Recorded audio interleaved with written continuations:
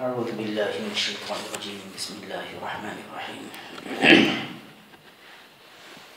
الحمد لله رب العالمين الرحمن الرحيم مالك يوم الدين إياك نعبد وإياك نستعين اهدنا الصراط المستقيم صراط الذين أنعمت عليهم غير المغضوب عليهم ولا الضالين.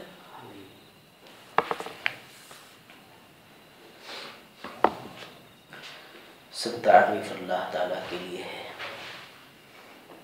جو تمام جہانوں کو پالنے والا ہے. سب تعریف اللہ تعالیٰ کے لیے ہے جو تمام جہانوں کا پالنہار ہے، سب پر مہربان ہے اور بے حد مہربان ہے.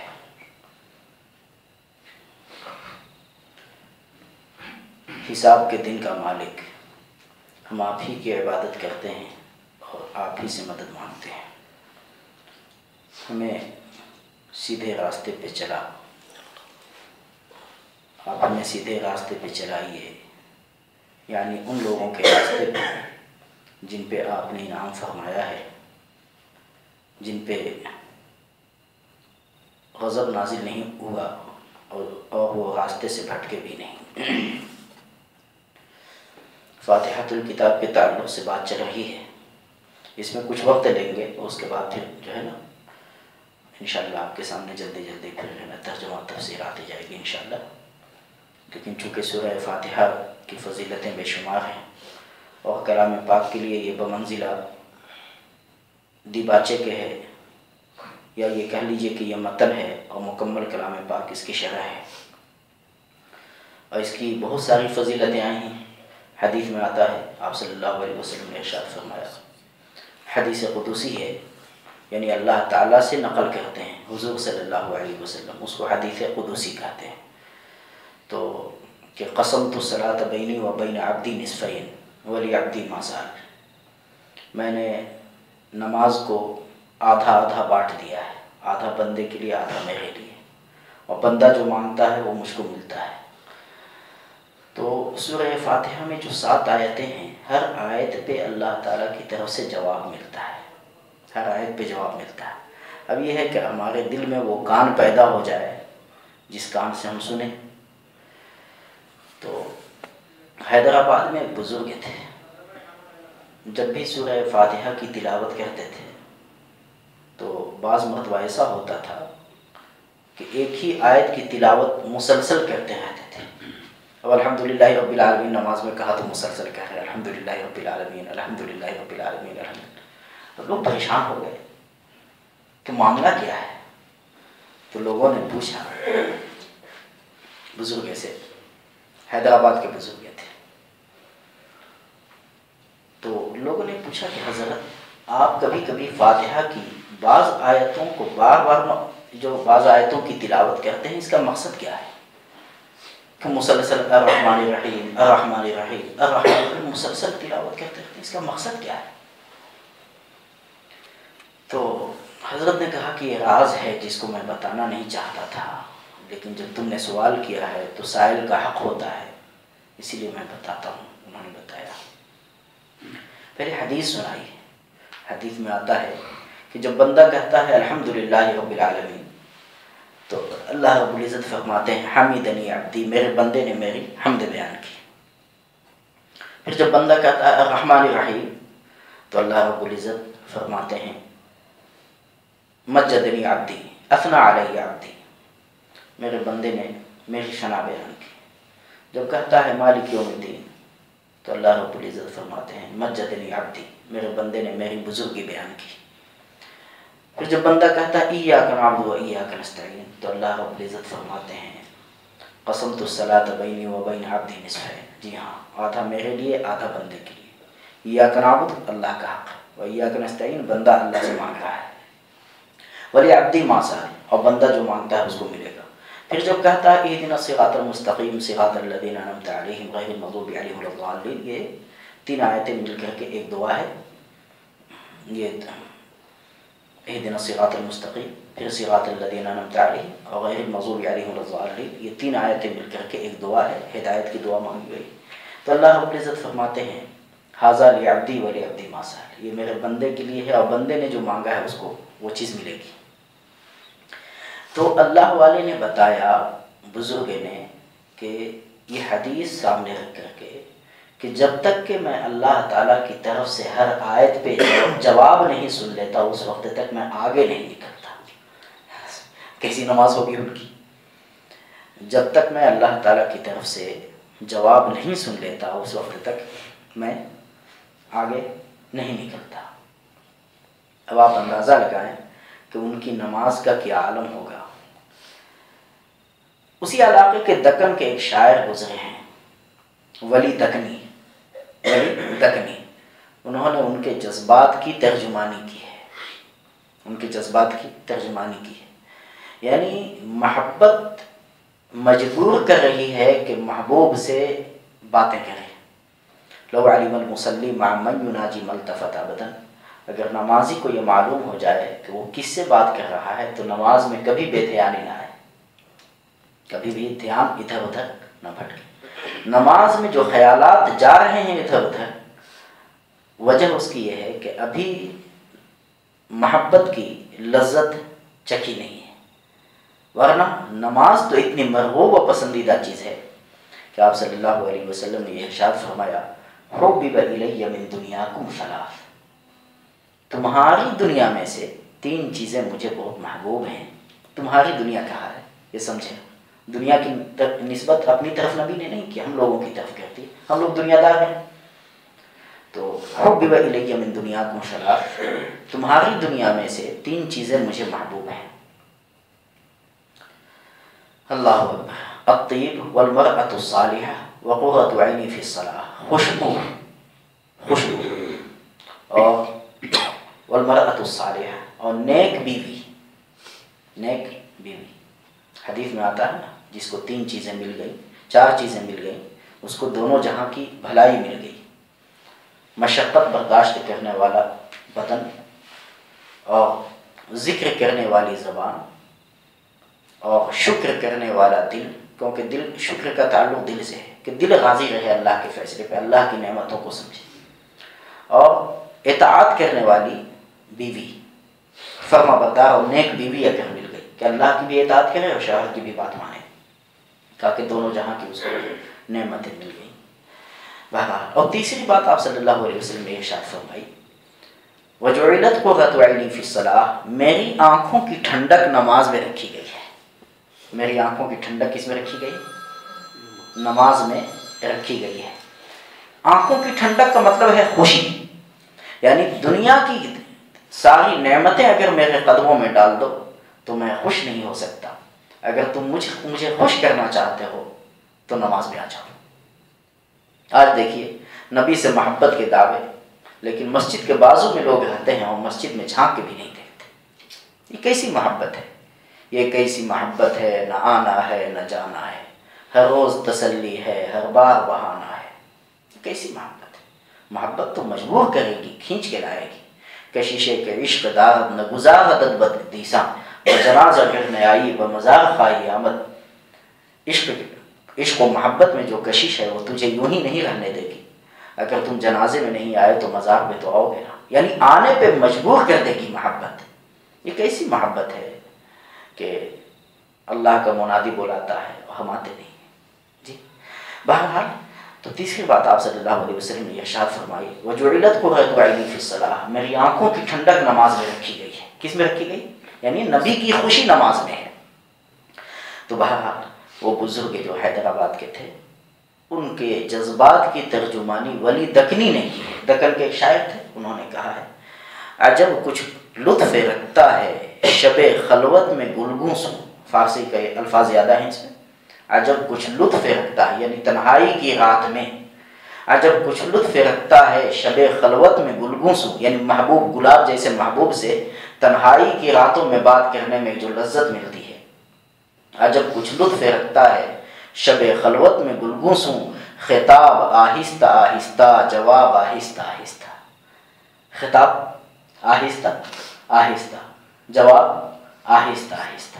الحمدللہ رب العالمین کہا، اللہ کی طرف سے جواب، فاذکرونی اذکرکم، تم مجھے یاد کرو میں تمہیں یاد کروں گا۔ تم مجھے یاد کرو میں تمہیں یاد کروں گا۔ اللہ اکبر۔ یعنی ہم نے کہا نہیں الحمدللہ رب العالمین کہ اللہ کی طرف سے جواب آ گیا، حمیدنی عبدی، میرے بندے نے میرے حمد بیان کی۔ تو بہرحال سورہ فاتحہ کی بے شمار فضیلتیں ہیں، اسی لیے اس کی تفسیر میں تو ذرا وقت لگے گا، لیکن پھر آگے جو ہے چونکہ اسی کی تفصیل ہے، اسی لیے انشاءاللہ تیزی سے جو ہے نا باتیں آتی جائیں گی انشاءاللہ۔ بہرحال تو الحمدللہ رب العالمین کے تعلق سے آپ کے سامنے پچھلے ہفتے میں بات رکھی گئی تھی۔ الرحمن الرحیم فاتحہ کی دوسری آیت ہے۔ الرحمن الرحیم، رحمان رحیم دو لفظ ہیں، جیسے عربی میں کہتے ہیں ندمان اور ندیم، ندمان اور ندیم دونوں کا معنی ایک ہے۔ ندیم کو ندمان کہہ کے پکاریے تو آپ کو تعجب سے دیکھے گا، جی میرا نام تو ندیم ہے، ندمان کب سے ہم ہو گئے، لیکن معنی دونوں کا ایک ہے۔ ندمان کہیے یا ندیم کہیے، شرمندہ کے معنی میں، ندمان کے معنی بھی شرمندہ اور ندیم معنی بھی شرمندہ۔ شیخ سعدی نے لکھا ہے اپنی کتاب میں، چنا دادئی دل بنقش درم کہ ہستی ز ذوقش ندیم ندم، کہ تو روپیہ پیسے پہ اتنا گر چکا ہے اور اتنا اس کا عاشق ہو چکا ہے کہ اس کو حاصل کرنے کے لیے تو ندامت کا ساتھی بنا ہوا ہے، ندیم ندم، ندامت کا تو ندیم یعنی ساتھی بنا ہوا ہے۔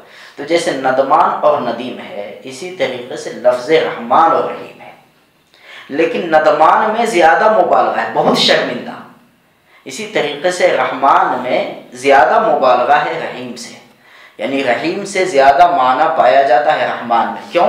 اس لیے کہ رحمان میں حروف زیادہ ہیں، رحیم میں حروف کم ہیں۔ رحمان میں 5 حروف ہیں اور رحیم میں 4 ہیں، تو ایک کم ہو گیا، اسی لیے معنی بھی کم ہو گیا۔ تو کیا مطلب ہوا؟ سمجھنے کی بات ہے۔ اللہ تعالیٰ کے 99 ناموں میں یہ نام رحمان بھی ہے، رحیم بھی ہے، لیکن رحیم مخلوق کو کہہ سکتے ہیں مگر رحمان مخلوق کو کہنا جائز نہیں ہے۔ اسی لیے اے رحمان، رحمان بھائی کہاں جا رہے ہیں؟ غلط ہے۔ عبد الرحمان نام ہے، عبد الرحمان کہیں، رحمان بھائی نہیں بن سکتا۔ رحمان تو جی رحمان بھائی بن سکتا ہے کیا؟ وہ تو اللہ کی ذات ہے۔ لم یلد ولم یولد ولم یکن لہ کفوا احد، اللہ کی مخلوق سے رشتہ داری نہیں ہے، وہ باپ بھی نہیں بیٹا بھی نہیں، ولم یکن لہ کفوا احد، اور کوئی اللہ کا ہمسر ہم پلہ اور برابر ہی نہیں، اللہ کے برابر کوئی نہیں ہے۔ اب آپ کہیں گے مسلم شریف میں وہ حدیث کا کیا مطلب ہوگا پھر؟ ان اللہ خلق آدم علی صورتہ، بے شک اللہ نے آدم کو اپنی صورت پہ پیدا کیا۔ اس کا مطلب کیا ہوگا؟ حدیث میں آتا ہے، مسلم شریف کی حدیث ہے کہ بے شک اللہ نے آدم کو کس کی صورت پہ پیدا کیا؟ اپنی صورت پہ۔ یہ حدیث بھی ہے۔ پھر کلام پاک کی آیت ہے لیس کمثلہ شیء، اللہ جیسا کوئی نہیں، کاف بھی ہے، کاف اور مثل دونوں جب جمع ہو جائیں تو ذات اور صفات کی نفی مراد ہے، یعنی اللہ جیسی کوئی ذات نہیں اور اللہ جیسی کوئی صفات والا بھی نہیں ہے، نہ ذات میں اللہ جیسا کوئی ہے اور نہ صفات میں اللہ جیسا کوئی ہے۔ پھر اس حدیث کا کیا مطلب ہوگا؟ ان اللہ خلق آدم علی صورتہ، بے شک اللہ نے آدم کو اپنی صورت پہ پیدا کیا۔ اس کا مطلب یہ ہے کہ اللہ نے آدم کو اپنا خلیفہ بنایا ہے، اور جو صفات اللہ نے آدم میں رکھی ہیں وہ کسی بھی مخلوق میں نہیں رکھی، کسی بھی مخلوق میں نہیں رکھی۔ بہت ساری صفات اللہ تعالیٰ نے، یعنی انسانیت کے اعزاز کے لیے یہ تعبیر اپنائی گئی، نہ یہ کہ بندہ کو آدم علیہ السلام اور یا انسانوں کو خدا کا بیٹا قرار دے دیجیے۔ تو رحمان اللہ تعالیٰ کے ساتھ خاص ہے، مخلوق اس میں شریک نہیں ہے، اسی لیے کسی کو رحمان نہیں کہنا ہے، بلکہ کیا کہیں گے؟ عبد الرحمان۔ کیا کہنا ہے؟ عبد الرحمان۔ تو رحمان کے معنی آتے ہیں ایسا رحم کرنے والا جس کی رحمت سے کوئی نہ نکلے، اس کی رحمت سب پہ عام ہو جائے، اس کی رحمت سب پہ کیا ہو جائے؟ عام ہو جائے۔ تو رحمان کے معنی آتے ہیں عام رحمت، جس کی رحمت سب پہ عام ہو، اس کی رحمت سے کوئی مخلوق نہ نکل سکے، کیونکہ العالمین ہے، کوئی مخلوق نکل جائے گی تو اس کا وجود ختم ہو جائے گا۔ اب آپ کہیں گے کہ پھر اس واقعے کا کیا ہوگا؟ جو سہل بن عبداللہ تستری رحمۃ اللہ علیہ بیچارے چلے جا رہے تھے، امام الاولیاء تھے، چلے جا رہے تھے اور ابلیس سامنے آ گیا، اور یہ واقعہ سچا ہے، مفسرین نے اس کو لکھا ہے۔ تو حضرت سہل بن عبداللہ کے سامنے ابلیس آ گیا، کہا کہ سہل سنو، ایک سوال ہے میرا۔ ابلیس کیا سوال ہے تمہارا؟ تو کہا کہ میرا سوال یہ ہے کہ میں شے ہوں یا لا شے؟ میں شے ہوں یا لا شے؟ یعنی میرا وجود ہے، یعنی میں چیز ہوں یا نا چیز؟ شے اور لا شے، سمجھ رہے ہیں نا؟ شے جیسے ان اللہ علی کل شیء قدیر، بے شک اللہ ہر شے پہ یعنی ہر چیز پہ قادر ہے. تو شے کے معنی چیز موجود، اور لا شے کے معنی معدوم جو موجود نہیں، جو چیز نہیں ہے، نا چیز. تو میں شے ہوں یا لا شے؟ کہا کہ بھائی شے ہو تم کو کون لا شے کہتا ہے؟ تو پھر دوسرا اس نے سوال کیا کہ اچھا آپ نے مجھ کو شے مانا، تو کلام پاک نے کہا ہے وَرَحْمَتِي وَسِعَتْ كُلَّ شَيْءٍ، میری رحمت ہر شے کو گھیرے ہوئے ہے. میری رحمت ہر شے کو گھیرے ہوئے ہے. تو یہ بتائیے کہ اللہ تعالیٰ تو یہ کہہ رہے ہیں کہ میری رحمت ہر شے کو گھیرے ہوئے اور میں شے ہوں، تو پھر اللہ تعالیٰ نے اپنی رحمت سے ہم کو کیوں نکال دیا؟ پھر ہم کو اپنی رحمت سے کیوں نکالا؟ کلام پاک نے کہا وَإِنَّ عَلَيْكَ لَعْنَتِي إِلَىٰ يَوْمِ الدِّينِ، یوم الدین یعنی یوم الدین، مالک یوم الدین، یوم الدین یعنی قیامت کے دن تک میری لعنت تیری گردن میں. تو جب میں شے ہوں تو اللہ تعالیٰ نے اپنی رحمت سے کیوں نکالا؟ تو آگے انہوں نے کہا کہ دیکھتے نہیں ہو فَسَأَكْتُبُهَا لِلَّذِينَ يَتَّقُونَ وَيُؤْتُونَ الزَّكَاةَ، اللہ اپنی رحمت ان لوگوں کے ساتھ خاص کر رہے ہیں، ان لوگوں کے ساتھ خاص کر رہے ہیں جو تقوی والے ہیں، جو ایمان والے ہیں، جو نبی کے پیچھے چلنے والے ہیں. تو تم نہ ایمان والے ہو، نہ تقوی والے ہو، نہ نبی کے پیچھے چلنے والے. کہا کہ کیا بول رہے ہو سہل، تم کیا بول رہے ہو؟ اللہ کی رحمت کو خاص کر دیا تم نے، اللہ کی رحمت کو مخصوص کر دیا تم نے، اللہ کی رحمت کو محدود کر دیا تم نے. وہ حدیث بھول گئے کہ ایک صحابی آئے، آتے ہی دعا کہ اللہم ارحمنا محمد ولا ترحم معنا احدا، اے اللہ ہم پہ اور محمد پہ رحم کیجئے صلی اللہ علیہ وسلم، ہم دو کے سوا کسی پہ رحم نہ کیجئے. یہ بولے والے صحابی بیچارے مسجد میں آئے اور مسجد نبوی میں دعا کے لیے ہاتھ اٹھائے، اللہم ارحمنا محمد ولا ترحم معنا احدا، اے اللہ ہم پہ اور محمد پہ رحم کیجئے اور کسی پہ رحم مت کیجئے گا. اب حضور صلی اللہ علیہ وسلم وہیں پہ موجود، بندے خدا یہ کیا کیا تم نے، یہ کیا کیا تم نے؟ لقد حجرت واسعا، اللہ کی رحمت جو عام ہے، جو وسیع ہے، ہر شے کو گھیرے ہوئے، اس کو تم نے جو ہے صرف دو میں محدود کر دیا. یا تو تم پہ رحم کیا جائے یا نبی پہ رحم کیا جائے، مجھ پہ. حالانکہ بیچارے نے محبت پہ کہا تھا. محبت کی ادائیں الگ الگ ہوتی ہیں، بہرحال محبت میں یہ کہا تھا. تو اللہ تعالیٰ کی رحمت تو وسیع ہے. اس کے بعد کوئی جواب بن نہیں پایا حضرت سہل بن عبداللہ سے. تو ابلیس جو ہے ہنستا ہے اور کہتا یا لیتک سکت، کاش آپ چپ ہی رہتے تو بہتر تھا، آپ کی جہالت ظاہر نہیں ہوتی. دیکھیے کیسا جو ہے نا معلومات رکھتا ہے ابلیس، لیکن کافر ابا واستکبر وکان من الکافرین. اس لیے کوئی کافر اگر آپ کو دھوکہ دے تو آپ کو قرآن سے نہیں ہٹنا ہے، آپ کو حدیث سے نہیں ہٹنا ہے. اس لیے اس کا علم ہے آپ کو راستے پہ لانے کے لیے نہیں، ہدایت کے لیے نہیں ہے، بلکہ ضلالت کے لیے، کاہے کے لیے؟ گمراہ کرنے کے لیے. وَأَضَلَّهُ اللَّهُ عَلَىٰ عِلْمٍ. کچھ لوگ ایسے ہوتے ہیں کہ علم کے رہتے ہوئے بھی اللہ ان کو گمراہ کر دیتے ہیں. اس لیے علم کے ساتھ ایمان بھی اللہ سے مانگنا، ایمان کامل مانگنا. بہت سارے لوگ ایسے ہوتے ہیں کہ معلومات ابو جہل سے خود پوچھا گیا تھا. کسی نے پوچھا، طالب الحاشمی نے یہ واقعہ لکھا ہے، ابو جہل سے کسی نے پوچھا کہ ابو جہل یہ بتاؤ کہ تم محمد صلی اللہ علیہ وسلم، محمد کی جو مخالفت کرتے ہو تو کیا محمد غلط ہیں؟ تو اور کہا کہ قسم دے کر کے میں تجھ سے پوچھتا ہوں. تو ابو جہل نے کہا کہ اگر تم قسم دے کر کے پوچھتے ہو تو میں بتاتا ہوں کہ محمد سچ ہے صلی اللہ علیہ وسلم. لیکن ہم نے محمد کے خاندان کا ہر چیز میں مقابلہ کیا. وہ مہمان نوازی کی تو ہم نے بھی مہمان کو کھانا کھلایا.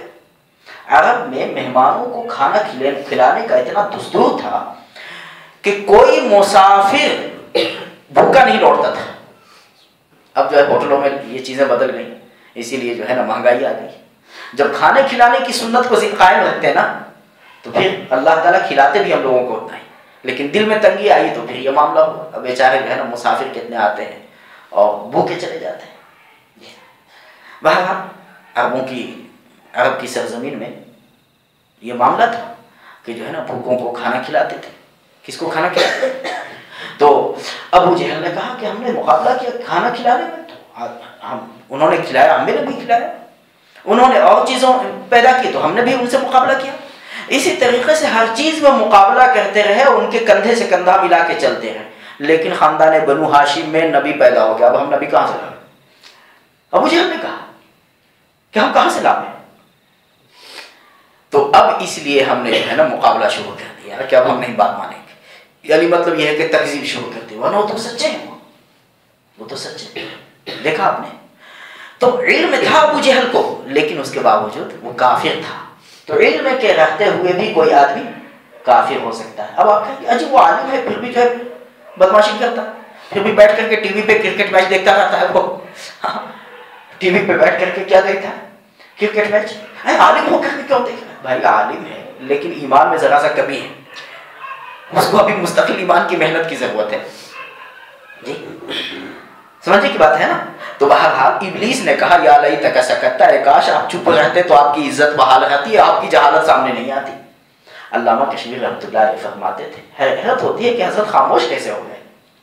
اگر ابلیس میرے سامنے ہوتا تو میں اس سے کہتا کہ ایک آدمی نے ایک مکان بنایا، ایک آدمی نے ایک مکان بنایا، اس مکان میں 50 آدمی کی گنجائش رکھی۔ مثال کے طور پہ کچھ لوگ ایسے ہیں جو بارش میں بھیگ رہے ہیں اور دھوپ کی تپش کو برداشت کر رہے ہیں، سر چھپانے کے لیے کوئی جگہ نہیں۔ اس آدمی نے اعلان کر دیا، اس آدمی نے اعلان کر دیا کہ جس کو آنا ہو اس میں آ جائے، لیکن وہ ضدی ہٹ دھرم ہے، وہ ہے بدماش، وہ کہا نہیں جی ہم اس میں نہیں جائیں گے، ہم کو کیا ضرورت ہے اس مکان میں جانے کی۔ اب وہ اگر جو ہے نا دھوپ سے نہ بچ پائے، بارش سے نہ بچ پائے، تو اس میں اس آدمی کا قصور ہے جس نے اعلان کیا، یا اس کا قصور ہے کہ وہ آنے کو تیار ہے؟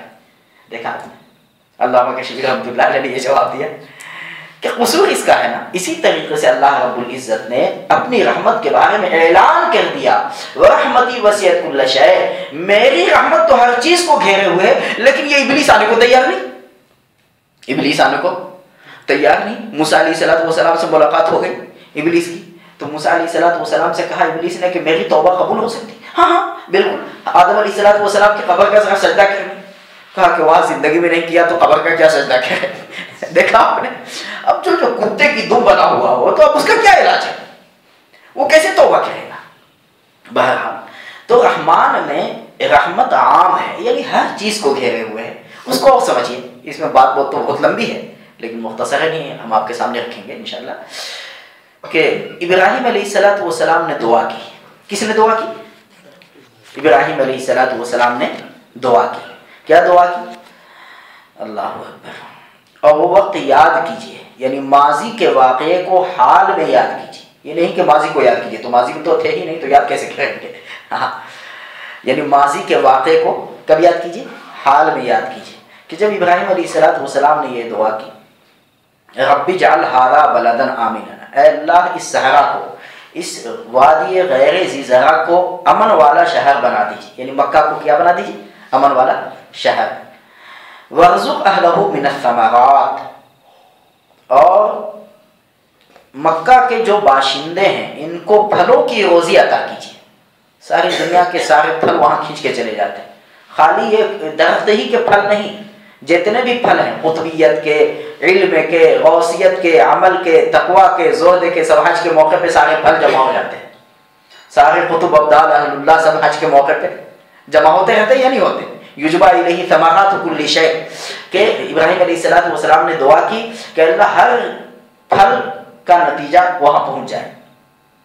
لیکن آگے جو ہے نا ڈر کی وجہ سے ابراہیم علیہ السلام نے فوراً کہا من آمن منہم باللہ والیوم الآخر، کہ جو ان میں سے ایمان لائے اللہ پہ، آخرت پہ، یعنی ایمان والے ہی کو پھل دیجیے گا، جو بے ایمان ہیں ان کو پھل مت دیجیے گا، جو ایمان والے نہیں ہیں ان کو پھل مت دیجیے گا۔ اللہ پاک نے فرمایا نہیں، ومن کفر، اور جو کافر ہیں، یعنی آگے چل کے ابو جہل ابو لہب بھی تو پیدا ہونے والے تھے نا، اور جو کافر ہیں فأمتعه قلیلا، میں اس کو بھی دوں گا مگر کم دوں گا، ثم اضطره الى عذاب النار، پھر میں اس کو آگ کے عذاب کے پاس کھینچ کر کے لے جاؤں گا۔ دیکھا کیا مطلب؟ مطلب یہ ہے کہ اللہ تعالی رحمان ہے، اس لیے دھوکہ نہ کھائیے گا۔ بات سمجھ میں آ گئی؟ حدیث میں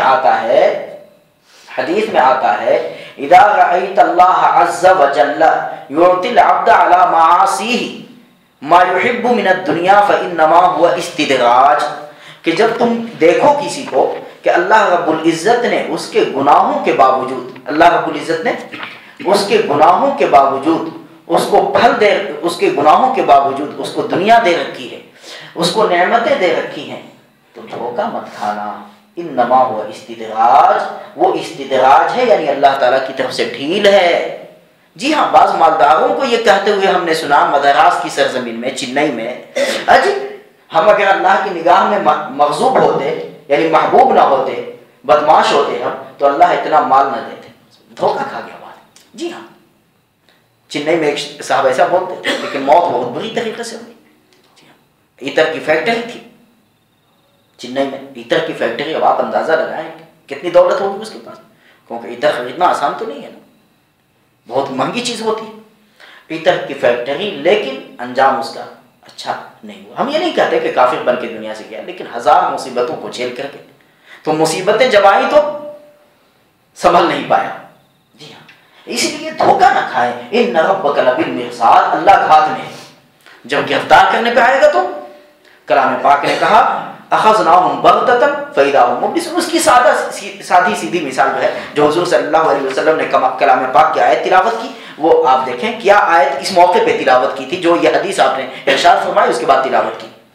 آپ نے فرمایا فلما نسوا ما ذکروا بہ، جب انہوں نے نصیحت کو بھلا دیا، جیسے فرعون کو لے لیجیے، قارون کو لے لیجیے، حامان کو لے لیجیے، قوم نوح کو، قوم ثمود کو، قوم عاد کو، اصحاب الایکہ کو، قوم لوط کو لے لیجیے۔ یہ لوگ کیا تھے؟ ان کو تو بار بار نصیحت کی گئی نا۔ قوم نوح کو تو 950 سال تک نصیحت کی گئی۔ اللہ فرماتے ہیں جب بار بار ان کو نصیحت کی گئی اور انہوں نے نصیحت کو بھلا دیا، فتحنا علیہم ابواب کل شیء، تو اللہ کہتے ہیں اب ہمارا انداز بدل گیا، قوم کے ساتھ، مدعو قوم کے ساتھ انداز بدل گیا۔ کیا بدلا؟ کہ ہر نعمت کے دروازے ہم نے کھولے، ہر نعمت کے، اب ادھر سے بھی پیسہ آ رہا ہے، ادھر سے بھی پیسہ آ رہا ہے، ادھر سے بھی پیسہ آ رہا ہے، اور بلڈنگ پہ بلڈنگ بن رہی ہے، مکان پہ مکان بن رہا ہے، اور ساری چیزیں، اور یہ پیسے وہ پیسے، یہ کہا وہ کہا، ساری چیزوں کا سلسلہ چل رہا ہے۔ اب لوگ دیکھ کر کے تعجب میں ہیں، اب دنیا دار لوگ کہہ رہے ہیں اوہ قارون تو بہت قسمت کا دھنی ہے۔ کلام پاک میں سب موجود ہے، انہ لذو حظ عظیم یا لیت لنا مثل ما اوتی قارون انہ لذو حظ عظیم، اے کاش جو قارون کو دولت ملی ہے کاش ہم کو بھی ملتی، وہ تو بہت قسمت کا دھنی ہے، اور بہت قسمت کا دھنی ہے۔ تو وقال الذین اوتوا العلم، لیکن جو علم و ایمان والے تھے انہوں نے کہا ویلکم، تمہارا ناس ہو، ثواب اللہ خیر لمن آمن وعمل صالحا، ایمان و عمل پہ جو تم کو ملنے والا ہے، قارون کا خزانہ کیا اس کا مقابلہ کر سکتا ہے؟ مقابلہ کر سکتا ہے؟ لیکن جب قارون کو زمین میں دھنسایا اللہ تعالیٰ نے، تو وہ لوگ کہنے آنکھوں کی پٹی کھل گئی کہ نہیں جی، بس بات سمجھ میں آ گئی کہ روزی کا گھٹ جانا یا روزی کا زیادہ ہو جانا یہ اللہ کے ولی ہونے کی دلیل نہیں ہے، اللہ کے ولی ہونے کی دلیل نہیں ہے۔ دیکھا آپ نے فتح نال، اب تو دھوکہ نہیں کھائیں گے نا۔ اللہ تعالیٰ جس طرح رحیم ہے رحمان بھی ہے، ابو جہل کو بھی بہت دے رہے ہیں، ابو لہب کو بھی بہت دے رہے ہیں۔ ابو جہل کے پاس 7 قافلے آئے، کتنے قافلے آئے؟ 7 قافلے آئے، سونے چاندی سے لدے ہوئے، غلوں سے لدے ہوئے۔ حضور صلی اللہ علیہ وسلم کے دل میں خیال آیا کاش یہ قافلے میرے پاس آتے، اونٹوں کے قافلے، اونٹوں کے اوپر سامان، کھانے پینے کے سامان، عیش و عشرت اور ٹھاٹ باٹ کے سامان آئے۔ آپ صلی اللہ علیہ وسلم کے دل میں، اپنے لیے نہیں، آپ صلی اللہ علیہ وسلم کے دل میں، ہم لوگوں کے لیے خیال آیا کہ کاش یہ ہمارے پاس آ جاتے تو ہم بلال، عمار اور یاسر اور فلاں فلاں کو سب کو دے دیتے، اپنے غریب صحابیوں کو ہم دے دیتے۔ جیسی خیال آیا تو کلام پاک میں آیت نازل ہو گئی وَلَقَدْ آتَيْنَاكَ سَبْعًا مِنَ الْمَثَانِي وَالْقُرْآنِ الْعَظِيمِ، ہم نے آپ کو سورہ فاتحہ دیا ہے، 7 آیتیں ہیں۔ اگر ہفتے اقلیم کی سلطنت بھی آ جائے تو آپ نگاہ اٹھا کے بھی مت دیکھیے گا، آپ نگاہ اٹھا کے بھی مت دیکھیے گا، تو ہے کہ پھر کیا یہ حَتَّى إِذَا فَرِحُوا بِمَا أُوتُوا، جب اللہ تعالیٰ نے جو ان کو دیا اس میں وہ مگن ہو گئے، أَخَذْنَاهُمْ بَغْتَةً، اچانک رسی کھینچی ہے، اچانک ہم نے ان کو گرفتار کیا، فَإِذَا هُمْ مُبْلِسُونَ، اور پھر تو امید ہی ختم ہو گئی بچنے کی، فَقُطِعَ دَابِرُ الْقَوْمِ الَّذِينَ ظَلَمُوا، تو ان ظالم قوموں کی دم کٹ گئی۔ جب چوہے زیادہ پریشان کرتے ہیں، ہم لوگ بچپن میں یہ سب جو ہے نا تماشا کر چکے ہیں، بچہ تو بچہ ہی ہوتا ہے، بچپن میں تماشا کر چکے ہیں، تو بازار سے جا کے لوہے کا پنجرا لاتے تھے اور لا کر کے اس میں روٹی، روغنی روٹی لٹکا کر کے باضابطہ کہیں رکھ دیتے تھے۔ اب چوہے دیکھتے تھے، کہتے تھے ہو خزانے غیب سے رزق لدنی کا انتظام ہوا ہے. ہم جو ہے خوشی سے پھولے نہ سمائیں. اللہ فرماتے ہیں یہاں تک مگن ہو گئے, حتی اذا فرحوا بما اوتوا, جو دی ہم نے دولت انہوں مست ہو گئے, بالکل بھول گئے آگے پیچھے کو, ہے نا, آگے پیچھے بھول گئے. تو کہا کہ وہ ایئر کنڈیشن مکان بھی ہے اور روٹی بھی ہے, ضرور میرا مرتبہ کچھ زیادہ ہو گیا ہے, میں کچھ بن چکا ہوں. اب اس کے بعد جیسے ہی اندر گھسے تو اب دروازہ بند. اب اس کے بعد کیا ہوا, اب بچوں نے چوہے کو نکالا اور نکال کے اس کے دم میں رسی باندھی, دھاگا باندھا اور پانی میں ڈبو ڈبو کر کے مارا. ڈبویا پھر نکالا, پھر ڈبویا پھر نکالا, پھر ڈبویا پھر نکالا. فرعون کی حالت یہی بھی تھی نا. حتی اذا ادرکہ الغرق قال آمنت انہ لا الہ الا الذی, جب وہ ڈوبنے لگا تو کہتا آمنت. کہا کہ 40 سال سے موسیٰ سمجھا رہے تھا آمنت کہنے کی توفیق نہیں, زبان جل گئی تھی کیا؟ اب کہتے ہو آمنت الآن وقد عصیت من قبل وکنت من المفسدین, اب کہتے ہو اب نہیں, اب تو بارڈر پار کر چکے ہو, اب تو دھلائی ہوگی, اب تو پٹائی ہوگی. اور جبریل علیہ السلام نے کیا کیا, فرعون جب کہنا چاہ رہا تھا تو کیچڑ اٹھا کر کے منہ میں ڈال دیا. تو علماء نے لکھا ایسا کیوں کیا؟ تو جبریل امین سے پوچھا گیا کہ ایسا کیوں کیا؟ کہا کہ مجھے ڈر لگا کہ اللہ کی رحمت تو کسی قانون کی پابند ہے نہیں, ہو سکتا اللہ معاف کر دے اس کو. اللہ اکبر. اور مجھے تو غصہ بہت تھا کہ میرے دوست نے موسیٰ کو ستایا, اس نے میرے دوست نے موسیٰ کو ستایا, مجھے غصہ تو بہت تھا. میں نے چاہا کہ جو ہے نا اس کی زبان سے بھی کلمہ نہ نکلے, اسی لیے میں نے اس کے منہ میں مٹی ڈال دی. اللہ اکبر. اللہ تعالیٰ کی رحمت کے بارے میں. بہرحال اخذناہم بغتۃ, تو اس لیے دھوکہ نہیں کھائیں گے نا. اب رحمان کا مطلب تو سمجھ میں آ گیا. رحمان کا مطلب یہ ہے کہ جس کی رحمت سب پہ عام ہو. اب اس کی رحمت عام ہے تو کافر کو مل گیا تو کیوں پریشان ہو گئے بھائی؟ وہ رحیم کا نتیجہ نہیں ہے, وہ کس کا نتیجہ ہے؟ وہ رحمان کا نتیجہ ہے. رحیم تو وہ آخرت میں, رحیم کس کے لیے؟ آخرت میں. حدیث میں آتا ہے کہ اللہ تعالیٰ نے اپنی رحمت کے 100 حصے کیے. کتنے حصے کیے؟ 100 حصے کیے. 99 اللہ نے اپنے قیامت کے دن کے لیے روکا ہے. ایک رحمت نازل کی ہے اور اسی رحمت کا اثر ہے کہ مائیں اپنی اولاد پہ رحم کرتی ہیں. حتیٰ کہ جانور کا جب بچہ دودھ پیتا ہے نا, جانور کا دودھ پیتا ہے تو حدیث میں آتا ہے کہ جانور اپنے پاؤں کو ہٹا لیتا ہے کہ بچہ کچل نہ جائے, وہ بھی اسی رحمت کا نتیجہ ہے. اور یہاں تک کہ علماء نے لکھا ہے کہ جو ایک حصہ جو اللہ نے رحمت کا نازل کیا, اس ایک حصے کے بھی 100 حصے کیے. اسے ایک حصے کے کتنے حصے کیے؟ 100 حصے کیے. اس ایک حصے کے 100 حصے کیے, اور 100 حصے میں 99 حصہ محمد رسول اللہ صلی اللہ علیہ وسلم کے دل میں ڈالا ہے. ایک حصے میں 99 حصہ محمد رسول اللہ صلی اللہ علیہ وسلم کے دل میں ڈالا ہے. اب آپ اندازہ لگائیں کہ حضور کی رحمت کا کیا عالم ہوگا. اس لیے حضور صلی اللہ علیہ وسلم کی سنتوں کو زحمت نہ سمجھیں, چاہے وہ کھانے کی سنت ہو, پینے کی سنت ہو, رہن سہن کی سنت ہو, نکاح شادی بیاہ کی سنت ہو, کوئی بھی سنت ہو, اس کو بوجھ نہ سمجھیں, اس کو زحمت نہ سمجھیں. ہماری عقل وہاں تک نہیں پہنچ پا رہی ہے جہاں تک وہ پہنچے. ہماری عقل کیسی ہے؟ مولانا جلال الدین رومی رحمۃ اللہ علیہ نے لکھا ہے کہ ہماری عقل ایسی ہے نبی کے سامنے جیسے کہ 4 اندھے تھے, ہاتھی آ گیا. کتنے اندھے؟ 4 اندھے اور ہاتھی آ گیا. اب اندھوں نے کہا کہ ہم کو دیکھنا ہے, تو بھئی دیکھنے کا تعلق تو آنکھ سے, تو اندھا دیکھے گا تو کل تو نہیں دیکھے گا نا, کچھ نہیں دیکھے گا نا, آنکھ ہے تب نہ کل دیکھے گا. بن دیکھے تجھے ہم نے خدا مان لیا ہے, ایک دیکھنے والے کا کہاں مان لیا ہے. بن دیکھے تجھے ہم نے خدا مان لیا ہے, ایک دیکھنے والے, سمجھے عارف بھائی؟ بن دیکھے تجھے ہم نے خدا مان لیا ہے, ایک دیکھنے والے کا کہاں مان لیا. وہ دیکھنے والے کون ہیں؟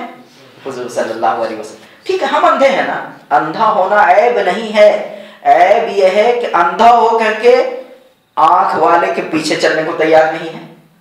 اندھا ہو کر کے آنکھ والوں کے پیچھے چلنے کو تیار نہیں, یہ مصیبت ہے نا. ہم اندھے ہیں لیکن حضور تو آنکھ والے ہیں. حضور صلی اللہ علیہ وسلم آنکھ والے. ما زاغ البصر وما طغى, جی افتمارونہ علی ما یرا, تم نبی سے اختلاف کرتے ہو اس چیز پہ جس کو نبی نے دیکھا ہے. جنت کو نبی نے دیکھا, جہنم کو نبی نے دیکھا. ساتوں آسمان کو نبی نے دیکھا، آخرت کی ایک ایک چیز کو نبی نے دیکھا۔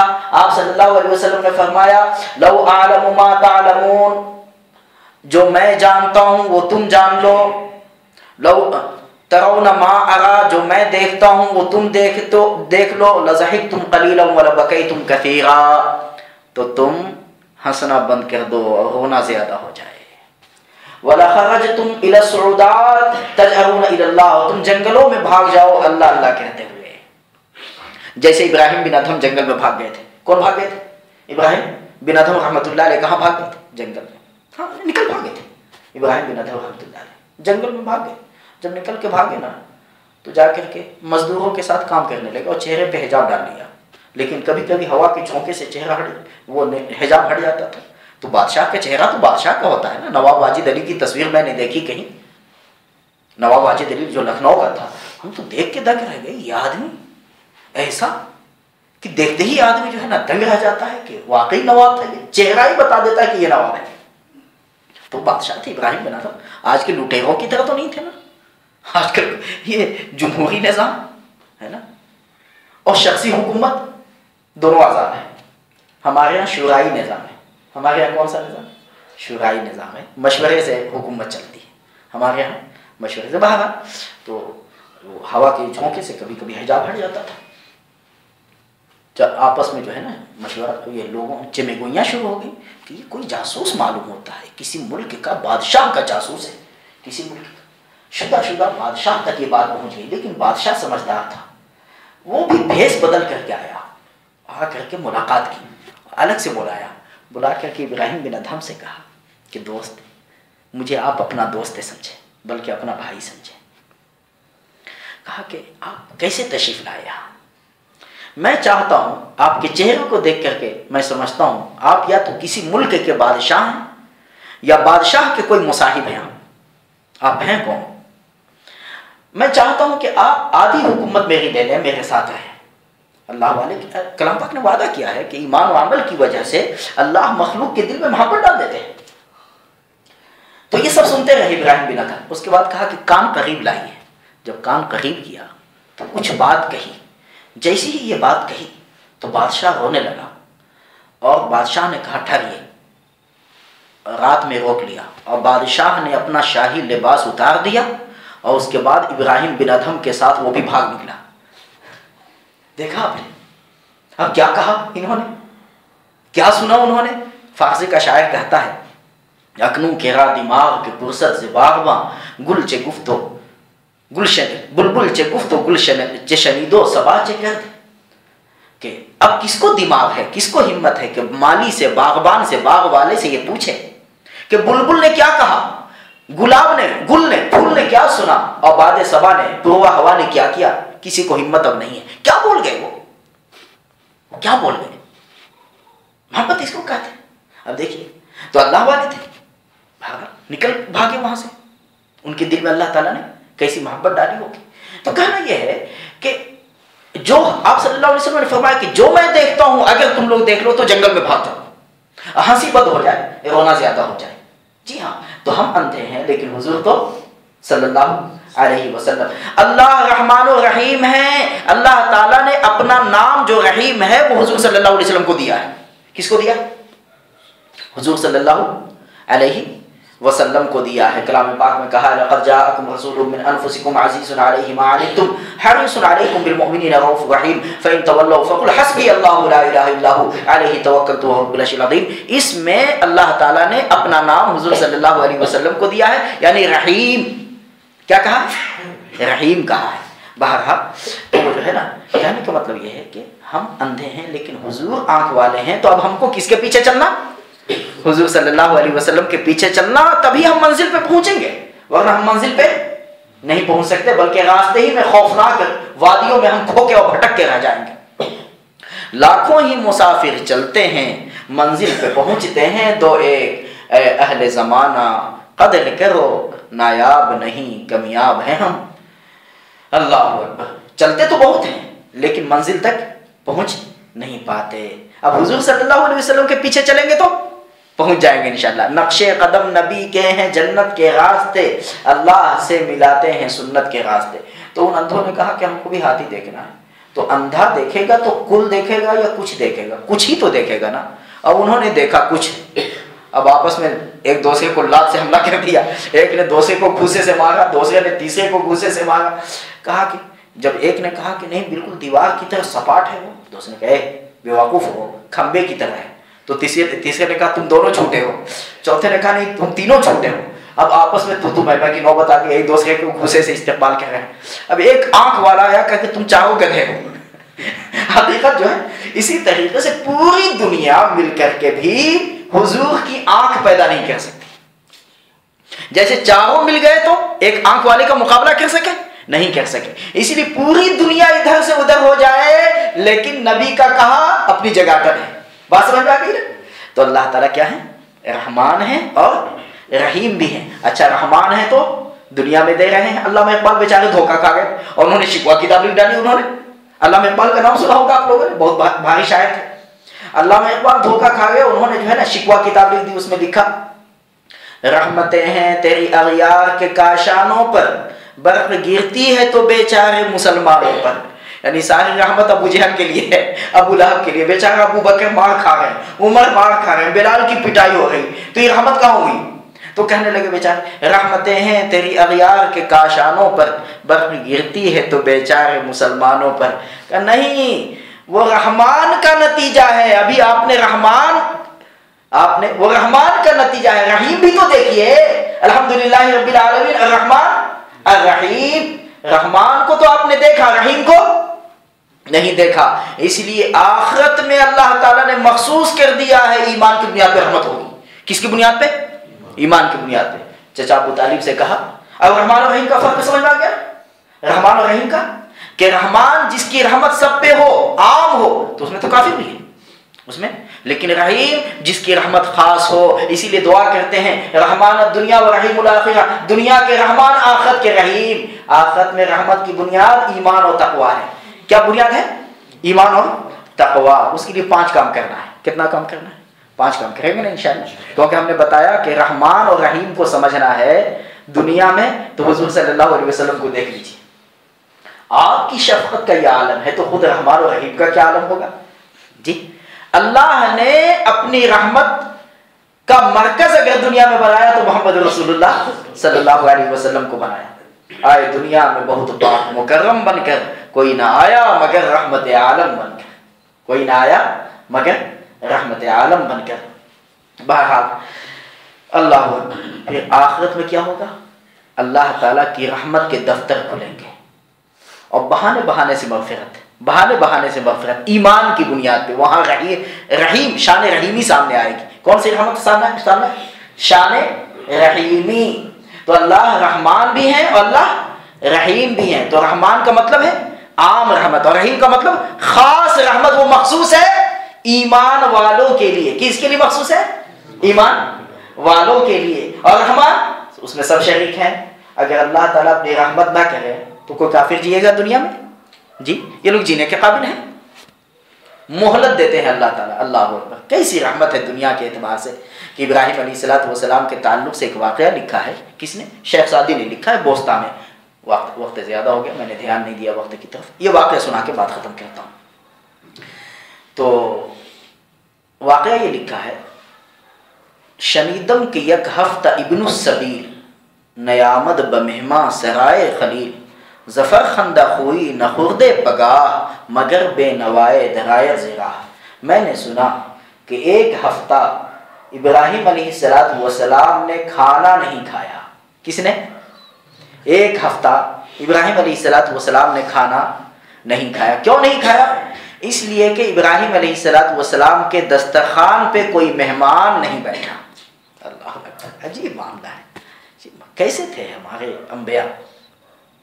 کوئی مہمان نہیں بیٹھا, اس لیے اکیلے کھانے میں شرم آئی. ظفر خندہ خوئی نہ خرد پگاہ مگر بے نوائے درائے زراح.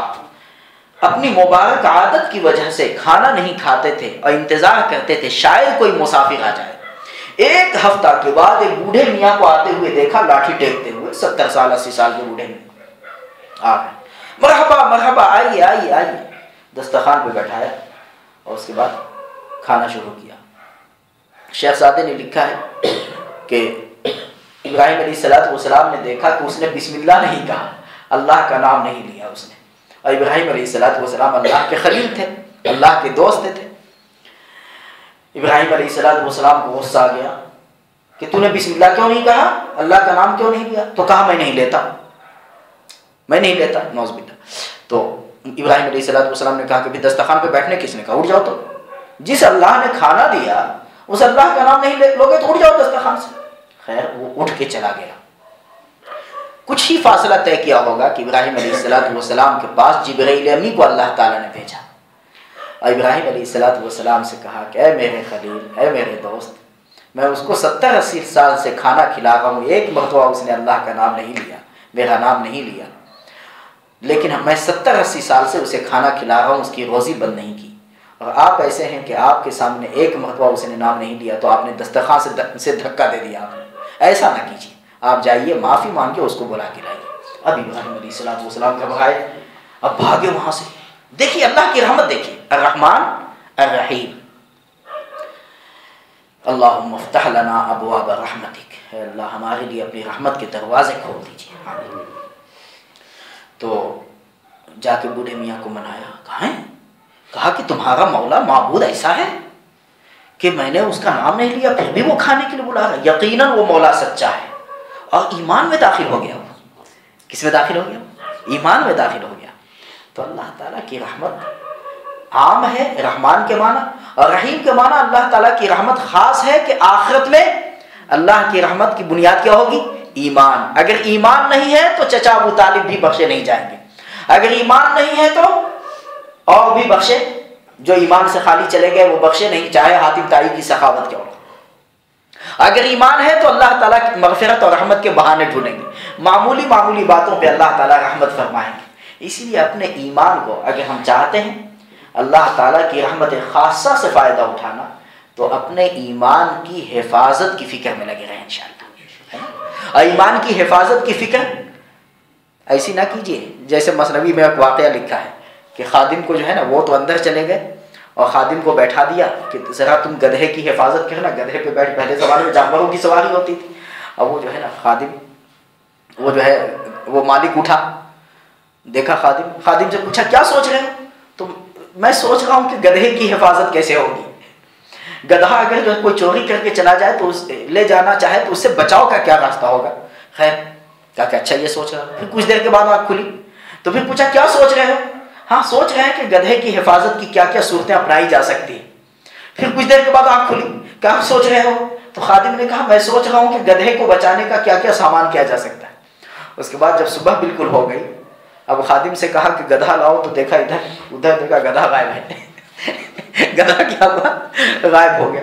کہا کہ ارے ظالم، تو نے رات گزاری جو ہے اس کی حفاظت کی سوچ میں، کم سے کم باہر نکل کے تو دیکھ لیا ہوتا، تو اس کو کس نے کہا تھا اسے سوچنے کے لیے؟